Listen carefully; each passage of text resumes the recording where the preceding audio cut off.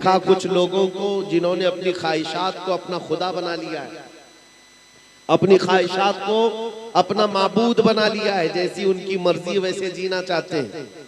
ये ख्वाहिशात को माबूद बनाने वाले लोग रब ताला फरमाता है अफ़अंत तकूनु अलैहि वकीला, ऐ रसूल क्या आप ऐसों की सिफारिश करेंगे, ऐसों की सिफारिश लाएंगे, वकील बनेंगे। अम तहसबु अन्ना अक्सरहुम यस्मऊना व याक़िलून इनहुम इल्ला कल अनआम बल हुम अदल। कुरान कहता है कि ये लोग ऐसा लगता है कि सुनते हैं देखते हैं, नहीं बल्कि ये जानवरों की तरह है, उससे भी ज्यादा गए गुजरे। कुरान किन के बारे में कह रहा है? जिन्होंने अपनी ख्वाहिशात को माबूद बनाया, अपनी ख्वाहिशात। मेरे अजीजों, इस्लाम इसी चीज की नफी करता है। तुम यहां पर जीने के लिए जमीन पर आए तो कभी ये जुमला नहीं कहना मेरी लाइफ है, मेरी चॉइस है, मुझे जैसा जीना है मैं फैसला करूंगा। नहीं, इस रुए जमीन पर जीना है तो अल्लाह की मर्जी से, इस रुए जमीन पर जीना है तो हुजूर की मर्जी से। अपनी ख्वाहिशात को जब तक हुजूर के कदमों पर कुर्बान नहीं करते तुम मोमिन हो ही नहीं सकते। ला युमिनु अहदुकुम हत्ता यकूना हवा तबअन लिमा जितु बिही। हदीस पाक है, हुजूर सल्लल्लाहु अलैहि वसल्लम फरमाते हैं तुम में से उस वक्त तक कोई मुकम्मल मोमिन नहीं हो सकता जब तक वो अपनी ख्वाहिशात मेरे लाए हुए दीन के मुवाफिक नहीं कर देता।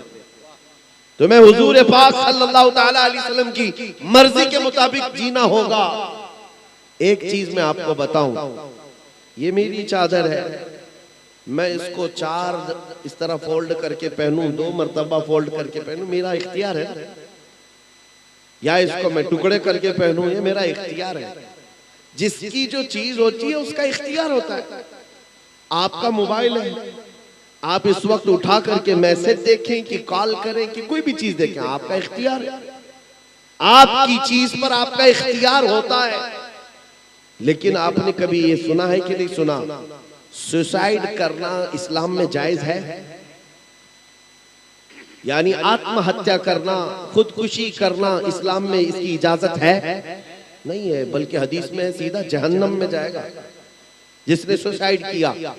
अब सोचो मेरे अजीजों, जान तुम्हारी है, तुम अपनी मर्जी से जब जी सकते हो तो अपनी मर्जी से मर क्यों नहीं सकते? अपनी मर्जी से आदमी मर क्यों नहीं सकता? खुद को मार क्यों नहीं सकता? खुद को फांसी पर लटका क्यों नहीं सकता? अपनी मर्जी से मरना तुम्हारे लिए इस्लाम में इसकी इजाजत है ही नहीं। वजह क्या है? वही फार्मूला है, वही फार्मूला है।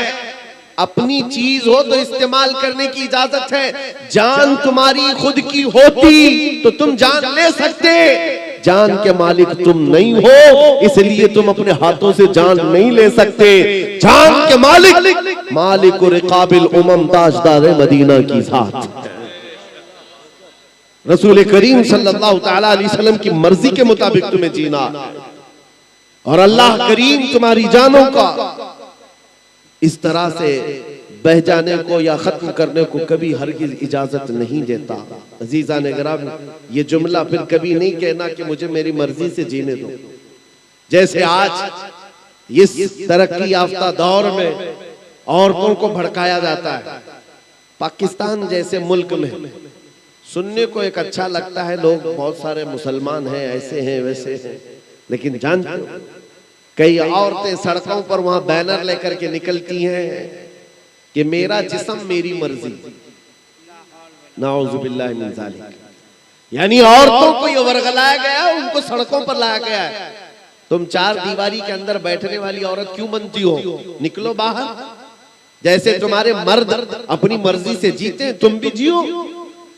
तो औरतें भड़क गई और कहने लग गई हाँ सही कह रहे हो, इस्लाम ने तो हमको 4 दीवारी में कैद करके रखा है, मुसलमानों ने बंद करके रखा है, मेरा जिस्म मेरी मर्जी। यानी एक औरत चाहे जितने उनके पास जाए वो अपनी मर्जी के मुताबिक जीना चाहती। मेरे अजीजों, अगर तुमको अपनी मर्जी से ही जीना है तो तुम्हारा इस्लाम से क्या ताल्लुक है? इस्लाम से क्या ताल्लुक है? इसीलिए मैं आपसे कहता हूं, ख्वाहिशात को कत्ल करो, ख्वाहिशात को मार दो, तब तुम मकामात को देखोगे। ईमान की लज्जत पाओगे। अभी आप जलसे के मुतालिक सुन रहे थे, मैं आपको इस बात का फिर खुसूसियत के साथ, वजाहत के साथ ये ऐलान करता हूं, ऐसे हजार जलसे फज्र की एक रकात के बराबर नहीं हो सकते। क्यों? इसमें तुम तो आए हो रात जागने के हिसाब से, खा रहे हैं, पी रहे हैं, देख रहे हैं, उठ रहे हैं, बैठ रहे हैं। फज्र में उठना अपनी मर्जी के खिलाफ होता है, अपनी ख्वाहिश के खिलाफ करना पड़ता है। ठंडियों का वक्त है, बिस्तर गर्म लगता है, नींद अच्छी आती है, इन सब को छोड़ करके उठना अपनी ख्वाहिश के खिलाफ करना होता है। और यही काम जो करता है उसे एक जिहाद का सवाब भी मिलता है, उसको जिहाद का सवाब है। लेकिन यहां पर भी आज हालात यही है कि जो हमारे मन में आए, हमारी तबीयत में आए, उसको हम अमल करना चाहते हैं। नौजवान दाढ़ी क्यों नहीं रखते? इसलिए कि तुम्हारी ख्वाहिश के खिलाफ है ये बात।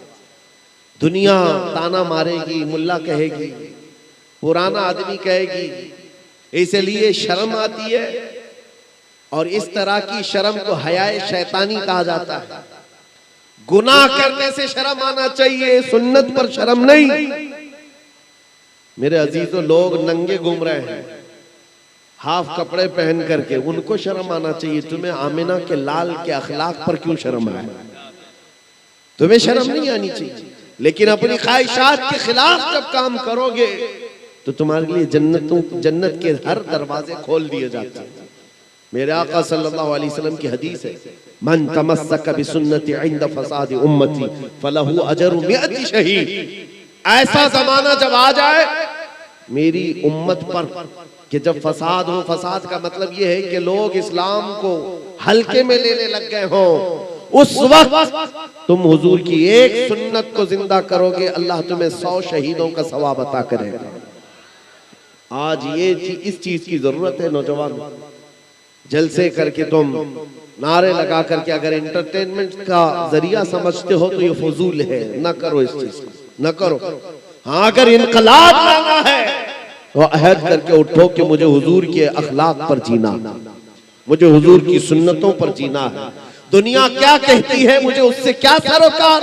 मैं कब्र में जाऊंगा तो दुनिया को मुंह नहीं दिखाऊंगा, ताजदार मदीना को दिखाना, हुजूर का सामना करना है। अकीदा है कि नहीं तुम्हारा?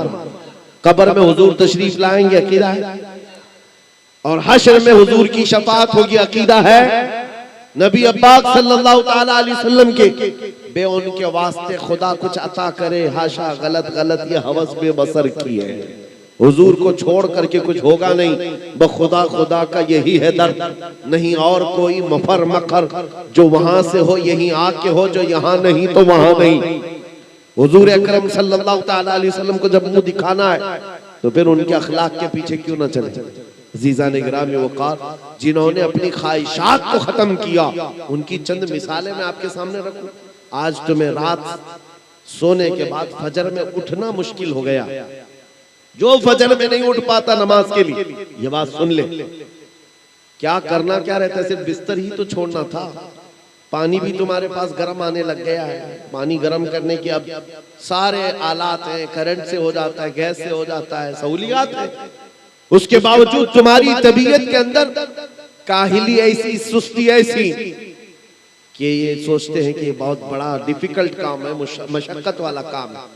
मदीने के उस नौजवान को देखो, आज शादी हुई है, दुल्हन को अपने घर लेकर आया है, सुहाग रात है, दूल्हे के लिए ये जिंदगी की सबसे खूबसूरत रात कही जाती है। उसके लिए शबे विसाल, क्या क्या अल्फाज कहे जाते हैं। बिस्तर पर अपनी शरीके हयात अपनी बीवी के साथ आराम कर रहा है आज का दूल्हा, और रात को मदीने की गलियों में यह आवाज आने लगी, या अय्युहल मुस्लिमून क़ाल रसूलुल्लाह सल्लल्लाहु अलैहि वसल्लम इज़हबू इलल जिहाद फी मरदातिल्लाहि तआला। ऐ मुसलमानों, अल्लाह के नबी ने फरमाया है जिहाद में निकलो अल्लाह की रजा के लिए। मुशरिकीन मदीने पर हमला करने के लिए आ चुके हैं, अल्लाह के नबी सहाबा के साथ मदीने से निकल चुके हैं। मुसलमानों जल्दी करो, जल्दी करो। ऐलान हो रहा था आज रात का दूल्हा है, पहली रात का दूल्हा है, अपनी बीवी को छोड़कर खड़ा हो गया, कहा ऐ मेरी शरीक हयात, चाहे तो मुझसे तलाक ले ले, इद्दत के बाद किसी और से निकाह कर लेना, या चाहे अल्लाह की मर्जी पर कायम रह, इसलिए कि मैं जंग में जा रहा हूँ, रसूलुल्लाह के साथ जा रहा हूँ। मेरे अजीजों, सिर्फ बिस्तर छोड़कर मस्जिद नहीं, तलवार हाथ में लेकर गर्दन हथेली पर लेकर जा रहा है। और उसकी शरीक हयात जो आज की दुल्हन है, वो रोना धोना चीखना चिल्लाना मातम करना नहीं, मदीने की औरत थी। कहती है अपने सरदार, आप मुझे इस दुनियावी जिंदगी में शरीक तो बना ही चुके हो, अब रात मेरे साथ गुजार ही चुके हो, आखिरत की जिंदगी से अलग क्यों करते हो? जाओ अल्लाह हाफिज, जाओ अल्लाह हाफिज। अगर सही सलामत लौट गए तो मैं फख्र से गाजी की बीवी कहलाऊंगी, और अगर नहीं लौटे तब भी मैं मदीने में फख्र से शहीद की बेवा कहलाऊंगी। ये मिजाज था मदीने का। मेरे अजीजों, ख्वाहिशात को कुर्बान कर दिया है। कौन है जो दूल्हा अपना बिस्तर छोड़कर अपनी आज की नई नवेली दुल्हन को छोड़कर जाता हो? ये मदीने के वो सहाबा थे जो ईमान की उस बुलंदी पर पहुंचे थे जहां उन्होंने अपनी ख्वाहिशात को हुजूर के कदमों पर कुर्बान कर दिया था। मदीने तैयबा के उस नौजवान का नाम सैयदना हंज़ला रज़ियल्लाहु ताला अन्हु है। जब जंगे उहद में पहुंचे, ऐन दोपहर के वक्त इनकी शहादत भी हो गई। वलीमे के दिन जिसका इंतकाल हो गया, वलीमे के दिन जो मैदान में मौजूद हो, तलवार भाले लेकर के, और शहादत भी हो गई। जानते हो मेरे अजीज, रोंगटे खड़े करने वाली बात है ये। शाम को जब लाशें जमा की जा रही थी सहाबा इकराम की, लोग कहने लगे हंज़ला को हमने शहीद होते देखा, लाश मिल नहीं रही। हुजूर के पास आकर कहा, नबी पाक सल्लल्लाहु अलैहि वसल्लम ने चेहरा उठाया आसमान की तरफ, फिर झुकाया और कहा फलां जगह पर उनकी लाश है, जाओ ले आओ। सहाबा वहां गए तो हजरत हंज़ला की लाश थी, लेकिन गुस्ल दी हुई थी। पानी के कतरात उनके जिस्म से टपक रहे। मैदान उहद में लेकर के तो आए, सहाबा अर्ज करने लगे, आका आपने तो फरमाया ये क्या है? कहा हुजूर ने कि जैसे ही ये शहीद हुआ, इसको अल्लाह के फरिश्ते आसमानों पर ले गए, जन्नत के पानी से इन्हें गुस्ल दिया गया है, गुसैलुल मलाइका इनको कहा गया है, और ला करके मैदान में रख दिया।